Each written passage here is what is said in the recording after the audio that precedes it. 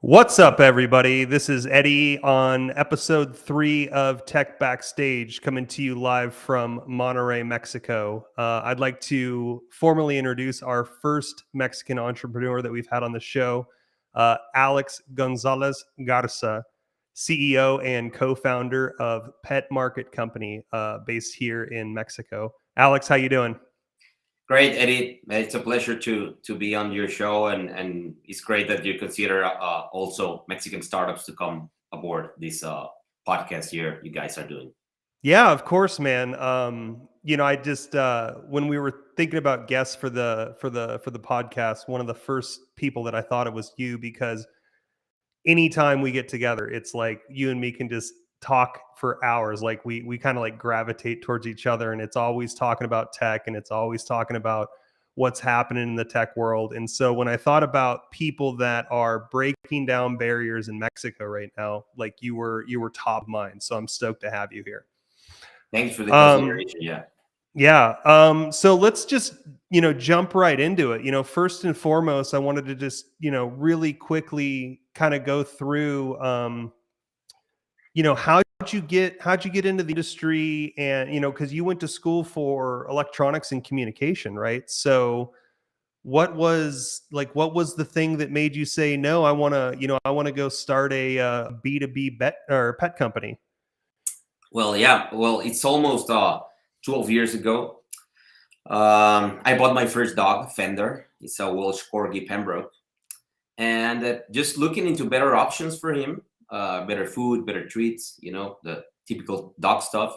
I started to dig into the pet care industry numbers in Mexico because I wasn't finding the brands that I wanted in the beginning for my dog. And then I started digging in, and as I went in and in, I was blown away by the growing pace the pet care industry was having, and the few offering in terms of new brands and innovation that was happening when comparing Mexico to the trends that were happening in the US and in other markets. So some months later, and three co-founders, and we got started, with an idea of we didn't imagine at the time what would come 10 years or 11 years later. But yeah, that the concept began because Fender, my dog. Cool. Fender, your dog, but so you're a pretty big music advocate too. Like I know that you and me like to kind of nerd out on music as well, but I assume that that's a an homage to the guitar manufacturer, right?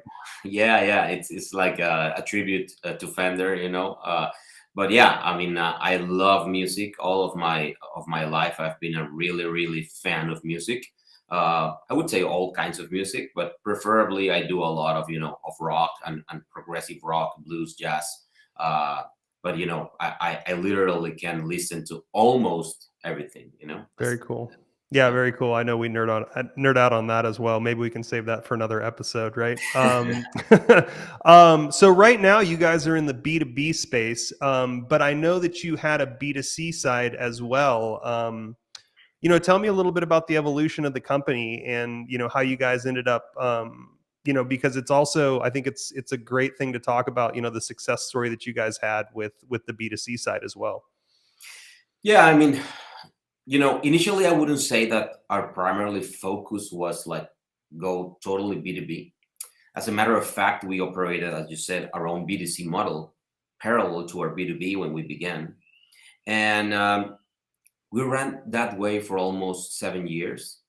And I have to say that from that experience of having both, business models, we learned plenty of valuable lessons through failure, a lot of Yeah. failure. Yeah. But in a way, I think is where our tech-driven DNA came from.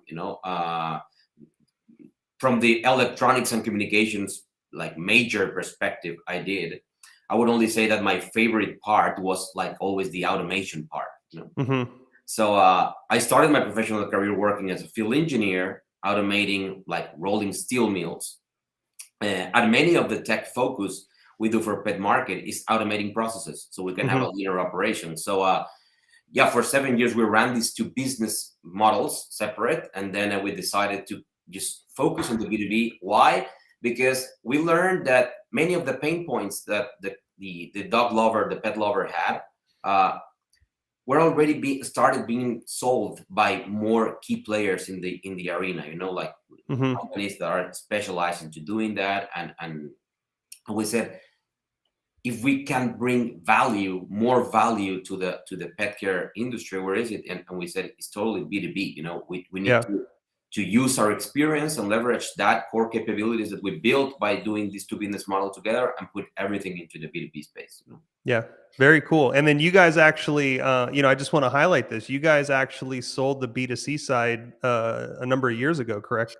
Yeah, we sold that to another Mexican company who continued the project, and they are now doing a more omni-channel strategy. They're buying physical stores, and yeah, I think there's a positive future for that, for Pet Go, which now is going through a more transformational business model. I think.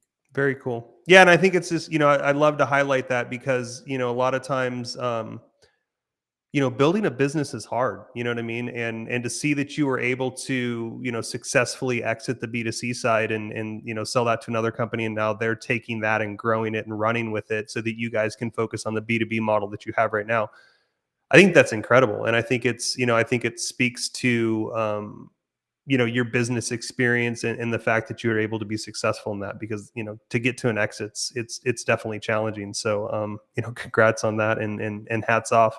um Thanks. so let's talk a little bit. You said automation, right? And so I think nowadays automation is such a huge part of tech. It's almost ingrained in any modern company. DevOps, platform engineers. Talk to me a little bit about some of the things that you guys are automating right now.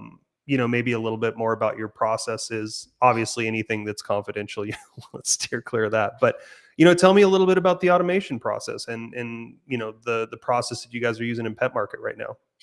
Yeah, for example, we are operating ourselves, partnering with a third-party logistics in Mexico City. So from the typical model of doing that, this partner would provide. They use their own systems, obviously, to operate our inventory and pick orders, etc. But we needed to be sure that we were operating the way we want when we pick our orders and put that together for our customers. So we have to build in our own system so that in the warehouse they can identify very easily what orders are from new customers, VIP customers, fast delivery, local delivery, like last mile delivery that has to be picked and packed in less than 2 or 3 hours. Right. So all of that visibility and integrating that with our ERP, as well, was part of a successful operation with this third party logistics. So all of the pick, pack, POs, etc. Everything is happening within our own like system we deliver, which we call fetch. Like with the dogs, but it's called Yeah. fetch. That's great. And then the data then comes up, and it can go depending on the level of integration to either our CRM in HubSpot, or go through the ERP, or go both ways, or go into a Google Cloud database.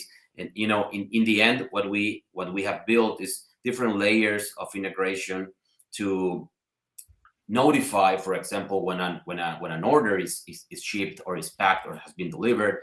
We get notifications straight to our Slack channels, monitoring channels, and on which we are just looking that orders are being processed, or we can have a summary at the end of the day of the operations that were, that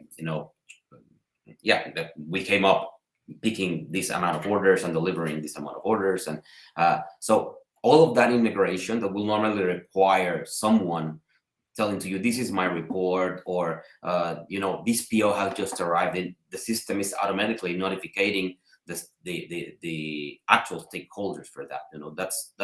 That's a part of the automation we are doing with our operations team.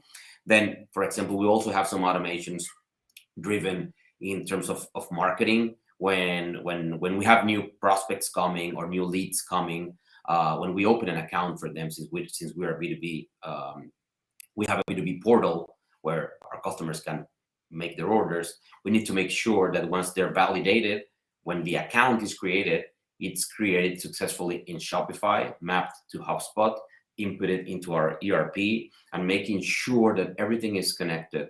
So whenever this customer comes in and purchases from us again, etc., it's Yeah. all integrated and it's all interlocked. So our newsletters work, our remarketing efforts work. So everything has to be intertwined. Yeah, of course. That's great, dude. That's, that's an incredibly complex flow for sure. And definitely, working with Shopify and CRM and an ERP all at the same time and making sure that everything's synced can definitely be a challenge, especially if you don't do it right. So I think that's an incredible flow. Let's shift gears for a second here. So Pet Markets, it's based in Mexico, right? And I think it's no surprise right now that tech is really kind of an emerging topic in Mexico. We've seen a ton of unicorns starting to pop up here in Mexico. There's a lot of investment coming here.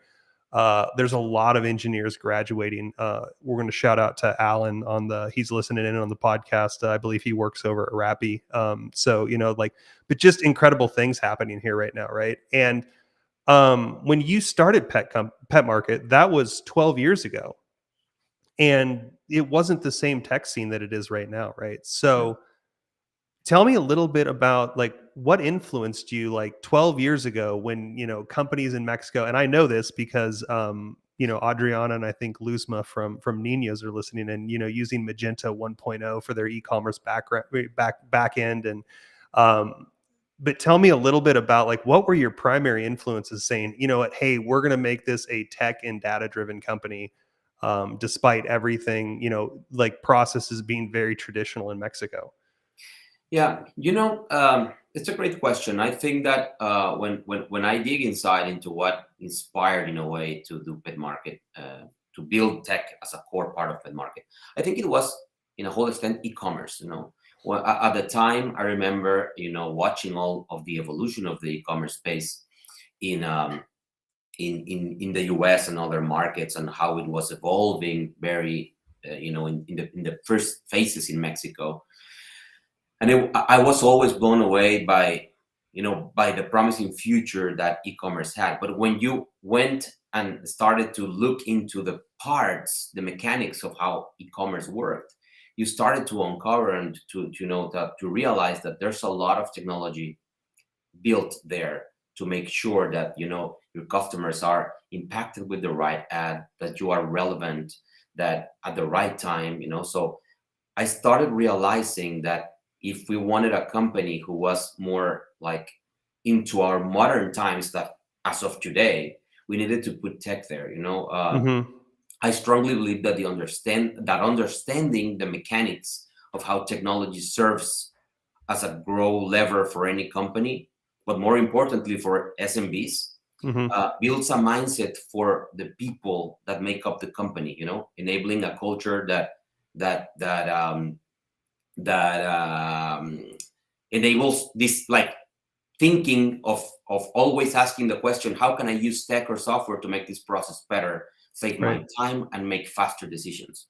Right. So that in a way was like the inspiration, like e-commerce, like learning about it and saying this a lot of mechanics going on here to make sure that this business model works. Right. So I think Yeah. that in a way was the main. Were there any companies that inspired you, or was this just you going out on your own and like researching what was going on in the space at the time globally and just taking it and running with it from there? Yeah, no, I think if I had to say a company that inspired, I would say that obviously Apple and Amazon were companies that were doing a lot of innovation, Mm-hmm. and so I was always blown away by that. Of course, from that early days, hearing and learning about what Elon Musk was planning, and I mean, in a way, I would say that those three players, like talking about what Tesla was doing at the time, Oh yeah. what the SpaceX was, how it was evolving, and Apple and Amazon, I would say, were the companies I was looking after for the innovation they were pursuing, when putting, and Yeah. obviously when you see that innovation happening, it has to come in paired with technology as well. You Yeah, cannot of have course. innovation without tech.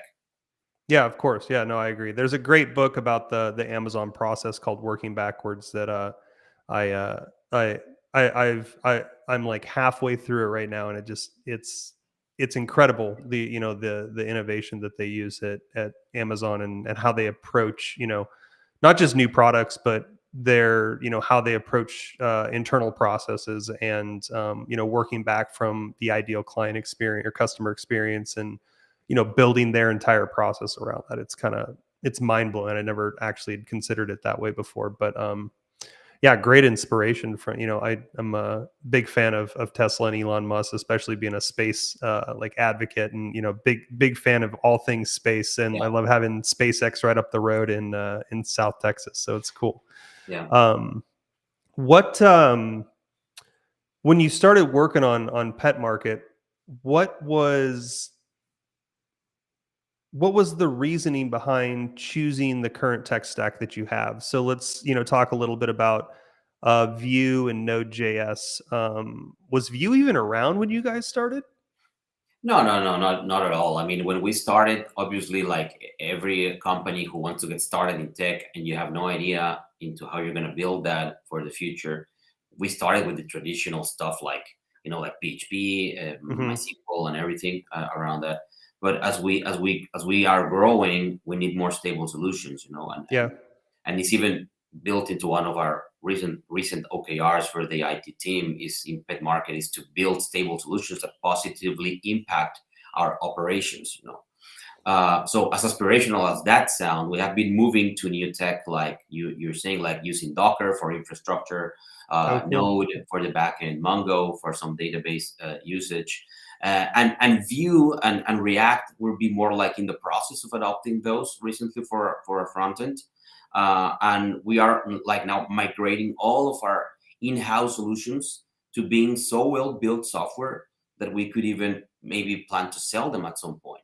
Oh, cool. So I would say that our current stack has been looking more for the future to having these stable solutions that could be replicated with more customers, because probably, and that's a hypothesis I haven't tested out yet, but Yeah. probably there are more customers outside that have the same pain points that Hmm. us, and that's the reasoning why we are developing our own products in house. But yeah, I would say that the reasoning behind that would be just having more stable and up to date technology that ensures products that comply with what the rest of the industry is doing. Because when you start getting behind the rest, is when suddenly your products cannot integrate easily, you cannot navigate easier with the rest of the solutions that you buy as middle software, such as things Hmm. as ERPs and Yeah. e-commerce platforms, so stuff like that. So yeah, the reasoning behind that is just speaking in the same language that the rest of the industry, and have better solutions for ourselves. Yeah. Yeah, for sure. I know, I want to touch base really quick. So, talk to us a little bit about how you guys use data to drive the company. And, I know you guys are using, what is it, Google Data Studio? Yep. But talk to me a little bit about how you guys use that to, to forecast and to roadmap for the company, because I think that's a really important subject to touch on. I think that as a small business owner myself, one of the most important things that we have is business intelligence and insight into what's happening within the company. But talk to us a little bit about what you guys are using data for at Pet Market. Sure. Right now, for example, we all of the data we have on our ERP is put into an Amazon data warehouse up there, and from there, that data is pulled out through the Google Data Studio tool. So what we're putting together there is our commercial forecast, our sales forecast for all of the strategy. Hmm. Um, we make sure that we have built within the capability of comparing ourselves, how are we doing to what we had planned in terms of channels, brands, products, periods.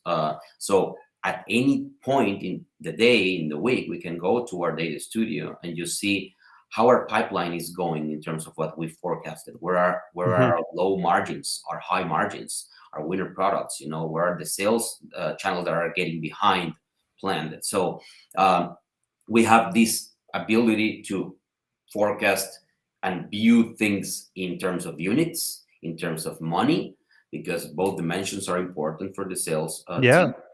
And then we also get our financial data pulled in as well. And we have even this beautiful one page where we can see, very visually how our P&L is looking, Yeah. uh, our forecasted EBITDA against our real EBITDA month to month.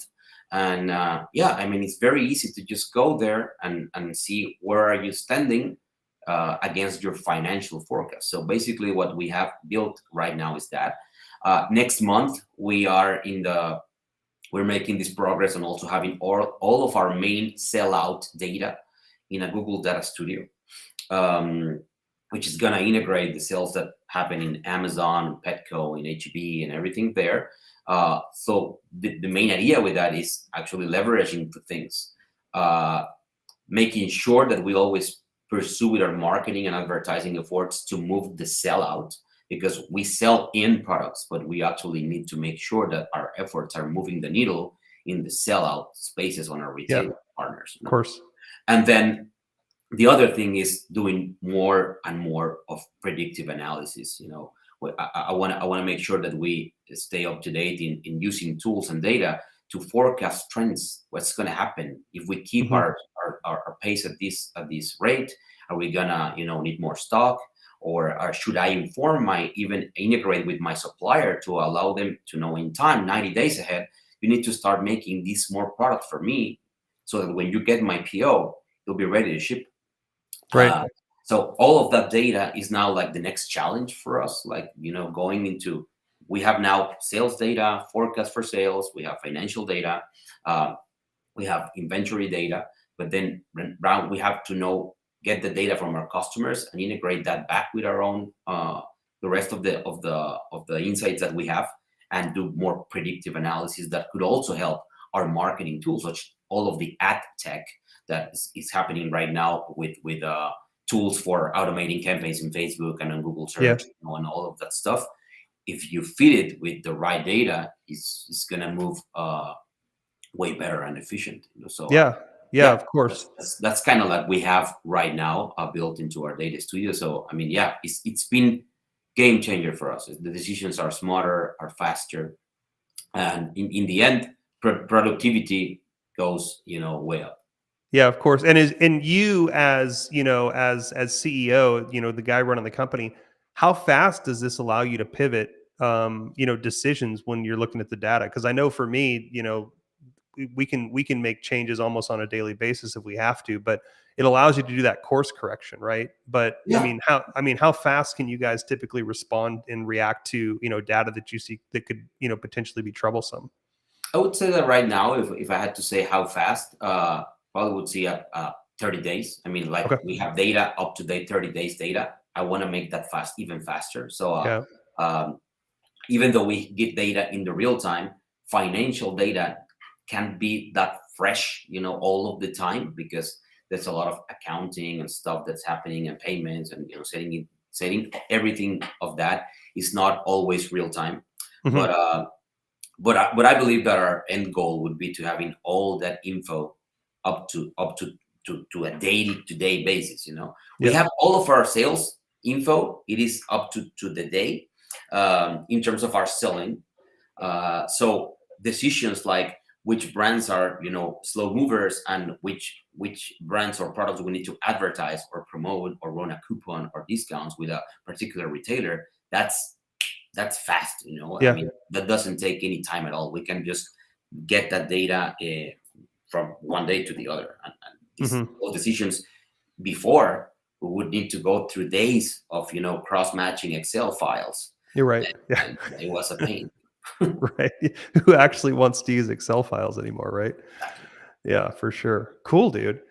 Let's talk a little bit about we've dove into what you guys are currently doing. But one of the things I wanted to touch base on is because one of the things that I love talking to you about is future tech.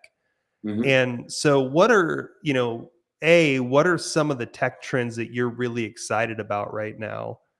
And then also, I don't know how this relates to, potentially what you're doing at Pet Market right now, but are there any technology trends that are happening right now or future tech that you could see impacting your roadmap at Pet Market, in a positive way, or shifting the way that you do business? I think a little bit about, the augmented reality or virtual reality, like grocery stores that Walmart's playing around with right now and things like that. But talk to me a little bit about the tech trends that you're excited about and how you could see it impacting your core business. Yeah, and you just mentioned one of that of the one that I always have my mind on is augmented reality. For sure is going to transform the grocery experience, the retail experience. So that, for starters, I think that if since we service also besides the retail or modern channel, we also service the traditional space where the vets and the pet shops and the local business owners uh, sell on a day-to-day to local shoppers in close to your neighborhood. So there's a lot of opportunity to transform also these spaces, these small businesses, with augmented reality, rather than Hmm. just having stock piling up there that you don't know Right. if you are going to be able to sell.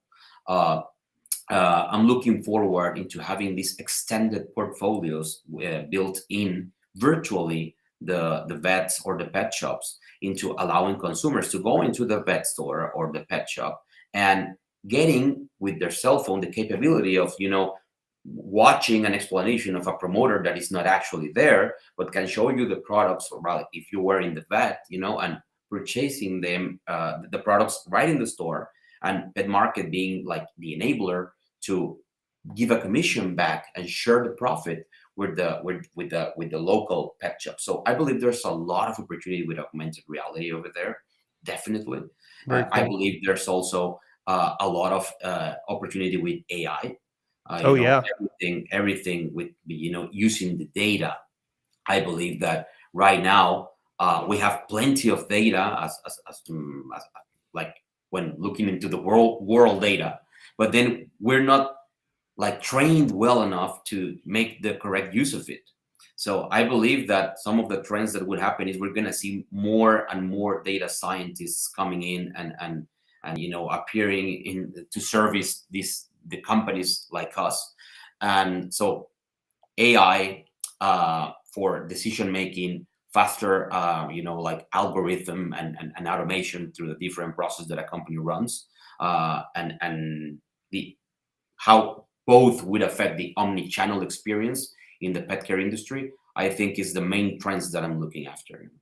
Yeah, very cool. Yeah, I think AI, machine learning, is going to be such a huge space in the coming years for sure, and just even down to, like, having delivery centers in different cities and being able to decide, if you need to ship product to some place, within the country, saying, hey, do we ship this out of Guadalajara, or would you ship this out of Mexico City, or do we ship it out of Monterey?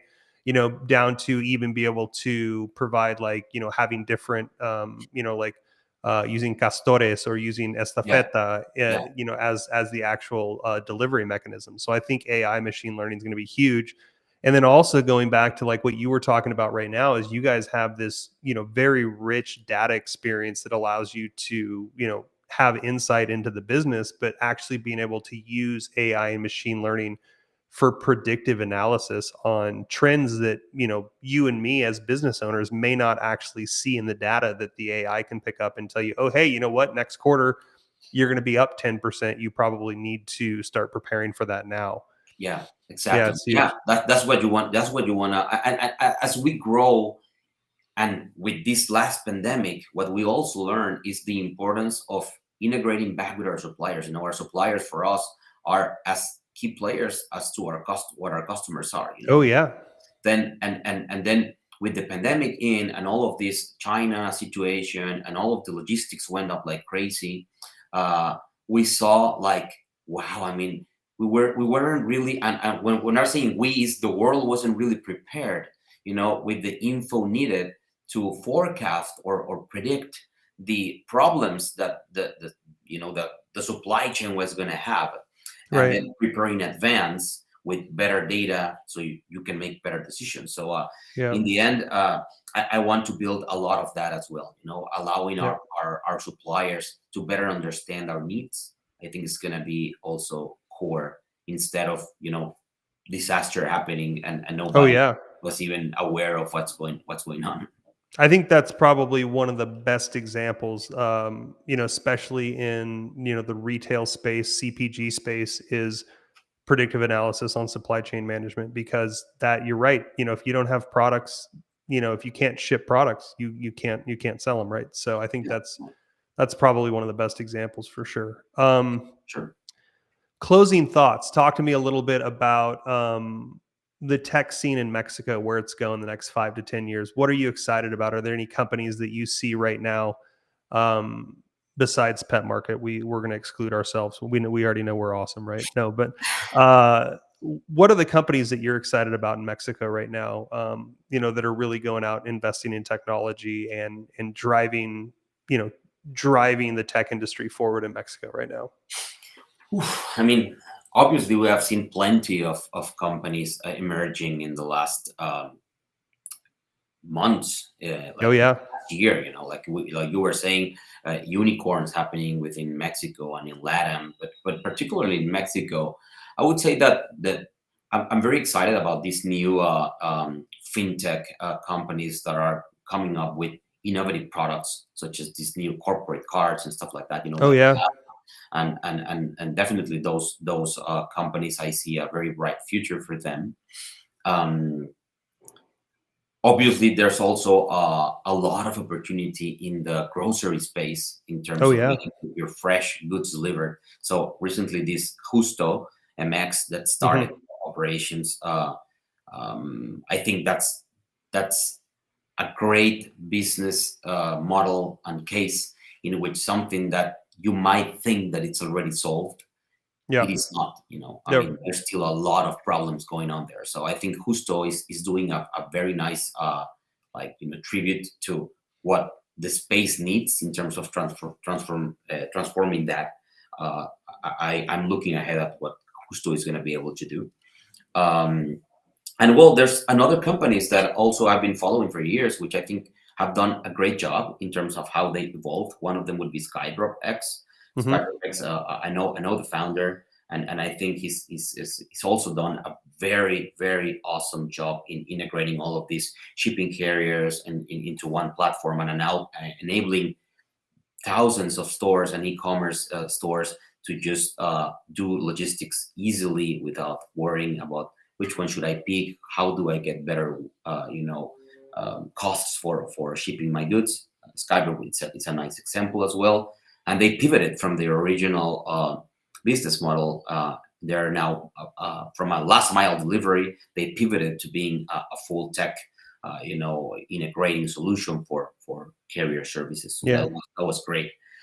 And the other one, and I mean, there's plenty, but this Oh one, yeah. these guys, I really admire the work that Jesus at Envia Flores has done as well. Oh yeah. Uh, these guys, they started when tech was not non-existent. Hmm. Not even you couldn't even have a Shopify or a WooCommerce or anything. And they did it. And they did it. Yeah. And they have done that ourselves, and they built that tech within their core as well. So I think there's a lot to admire to a venture like Envia Flores, which Yeah. they're the flower leaders in the market space right now, and they did it on their own with all of these overcoming tech challenges that Oh nobody yeah. was doing at the time. So they're still doing good. They're still growing. They're still moving at a fast pace. So those, just to mention some of those, I think what's going to happen in the next years is very interesting in terms of more tech being built in the mindset of people. I do see, like, we now have like a more openness to technology in terms of the companies wanting to adopt the benefits of having technology in their processes. But Yeah. that wasn't happening 15 years ago. So Yeah. I think Yeah. it's Of course. exciting. It's going to bring a more competitive landscape for sure. Yeah. But in the end, if you want better market, better products, you need to challenge Yeah. companies and Yeah. I agree. Yeah, for sure. I'm really excited about. I think those are all really great examples. I'm also really excited to see what's happening right now in like the mortgage space, for example, with Yave Oh, yeah. .mx. Being able to bring mortgages to the masses, because everything in Mexico right now is still very much. You got to go down to the notary public and actually get all the documents signed. I see companies that are actually starting. There's a company that I see online a lot called EasyLex. That's I haven't actually tried them, but allowing you to spin up a company in Mexico without actually having to go through all the paperwork in hand. And then I think La House is really starting to break down barriers. They're not a Mexican tech company, but I think they're out of South America, but really starting to reinvent the prop tech landscape in Mexico. So I think I think it's an exciting time to be investing in Mexico and to be a tech entrepreneur in Mexico. So Yeah, uh, definitely lots of opportunities. That's a great also example you just put out there. And I think in probably in the legal space, there's also plenty of oh jobs. yeah, I mean, we have lots of business models that we can probably think right now that yeah, could happen and different solutions. yeah, Because I think in Mexico, one of the biggest pain points we have is working with legal oh stuff. yeah, And yeah, but yeah. yeah, it's exciting how all of these problems are being addressed by tech. Yeah, I agree. Yeah. All right. Well, I think we're at time. So, Alex Gonzalez Garza from Pet Market Company here in Mexico, thanks for joining us today. And thanks for everybody that tuned in. We appreciate y'all. And we'll see you on the next episode. Thanks, Alex. Thanks a lot, Eddie, for the opportunity, and great to be here in your show. Yeah. Have a good day, y'all. Bye bye.